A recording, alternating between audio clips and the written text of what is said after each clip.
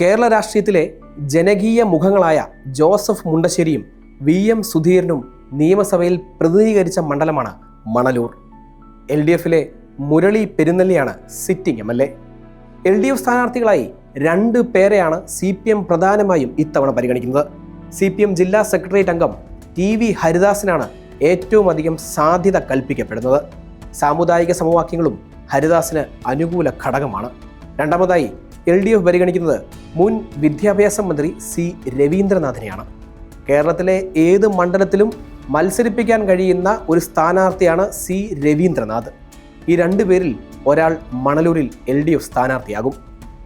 UDF പ്രധാനമായും സ്ഥാനാർത്ഥിയായി പരിഗണിക്കുന്നത് മുൻ MPയും MLAയുമായ TN പ്രതാപനെയാണ്. അദ്ദേഹം മണലൂരിൽ പ്രവർത്തനങ്ങൾ തുടങ്ങിക്കഴിഞ്ഞു.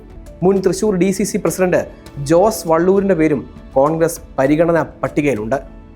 BJP സ്ഥാനാർത്ഥിയായി ഉല്ലാസ് ബാബു, AN രാധാകൃഷ്ണൻ എന്നീ പേരുകളും പരിഗണിക്കപ്പെടുന്നു.